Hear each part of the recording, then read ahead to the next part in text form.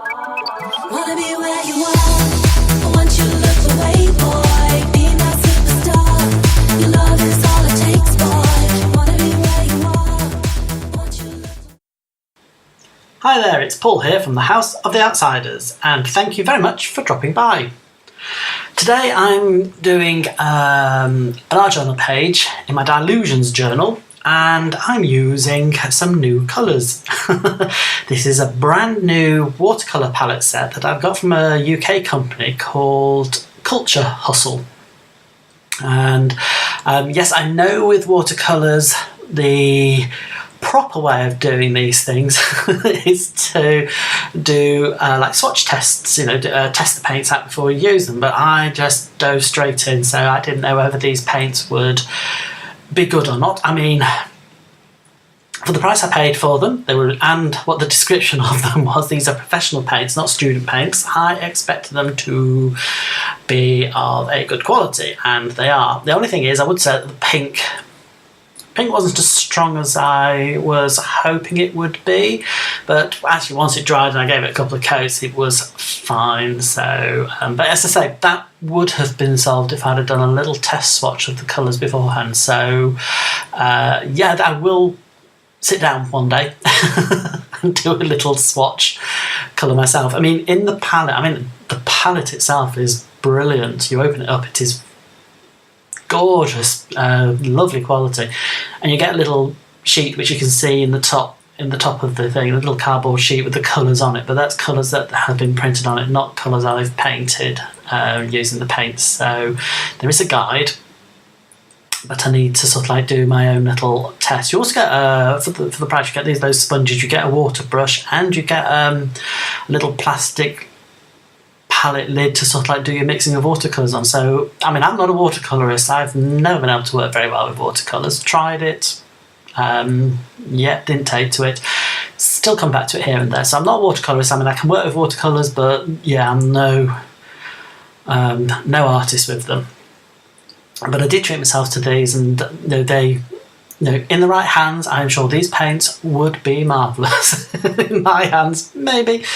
So anyway, I started this page by drawing some lines as guidelines to follow with my paint, and then I thought, well, what I wanted to start off with, I wanted this kind of stripy background, some loose colours.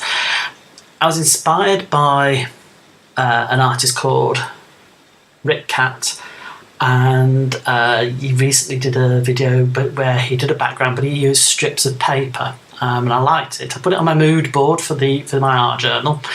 I thought, well, rather than strips of paper, I will do a similar effect, but using the watercolour paints, hence why I did that. Anyway, put it to one side, let them dry properly, and I wanted a character to sit on my pages. Now, I went back to my collage book that I did a couple of months ago, and picked the wide-mouthed guy. I don't know what else to call him, just a wide-jawed guy.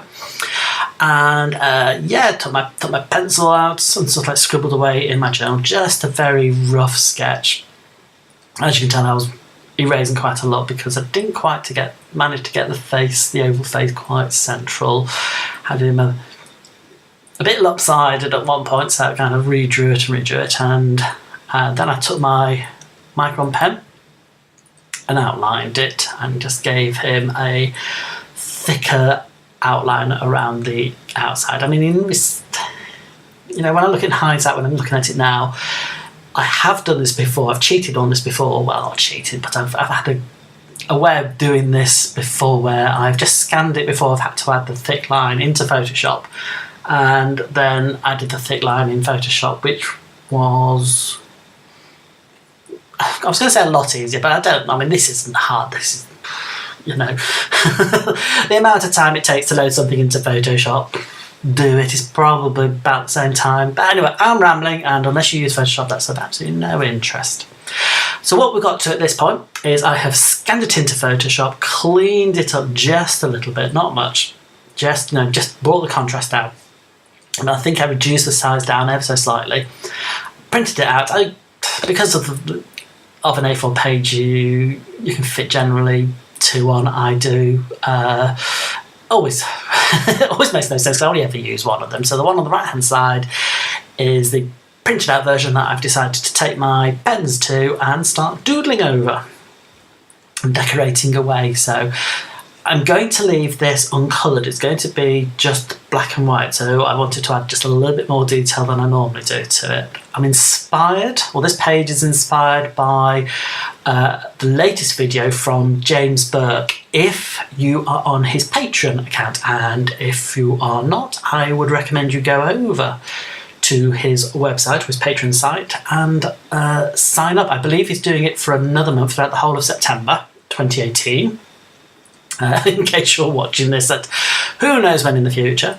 No, I'm not going to say. I think it's $20 to get videos and podcasts and blog posts and such a lot of great information. I mean, the guy is inspiring to listen to. He's great to watch. He's such a good artist. puts the likes of me to shame, certainly. But he recently showed a video where you paint the background, but you leave the focal image, the character you draw, just in black and white.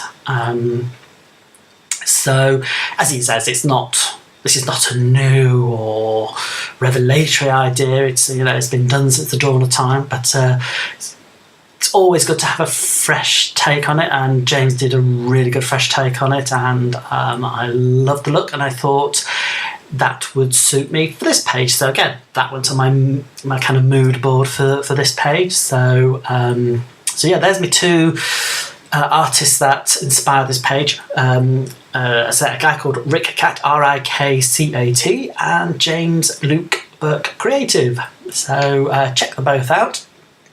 I'll make a note to put links down below so you can sort of see them. So yes, my page with the watercolours has dried, and I didn't think they flowed too well into each other, the pink against the green against the blue, so I added, with a Posca paint pen, I added a black line between them, which, started to make it look more my style, and then thought, well, prefer a border. I was going to do it black, but once I got my black line around it, I knew I had quite a thick purple paint pen, so outlined in purple, and also I thought the purple would sit well with the blue and the pink. They do tend to sit on the palette together, so and just to add a tiny amount of visual texture to it, I took some thin Posca pens, the fine liners, and with varying results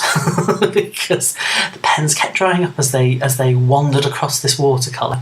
As I say, these watercolours are new to me to use, so the Posca pens the fine liners didn't quite take, but then fine liners always have problems. So anyway, I took my pink, took my green, took my blue, did some squiggly lines over it just to give a little bit of extra texture to it, visual texture, and I thought, once I've done that, I figured there's no more to do, so it's time to stick my little figure on top. So I didn't bother showing you that bit. I got my Pritt stick glue, glued my character, or cut him out, glued him on, and then it was time for the quote. Now, forgive me if you don't like it, but this is from a podcast that I listen to, and Katya, the the drag queen from one of the RuPaul's Drag Races, got a podcast out with Craig, Whimsically Volatile, and if you follow me, you'll have heard me mention it so many times because I have taken a heck of a lot of quotes from it, and this one I just love and thought I have to use it. When the compliments flow from you like urine. I know, distasteful, but where else are you going to hear this? You're not going to see this on other videos. Art journalists like to do things like talk about the art journey and being creative, or put your feelings on the page. Me, I come up with stupid, inane comments and quotes. So you're not going to see that on any other YouTube channel, are you? Anyway, the fact that I can see that I'm filling out these letters means that we are getting to the end. I finally signed it with the person who did the quote, that's catchier, and here are some close-ups. So thank you very much for watching, and I'll see you soon. Bye for now.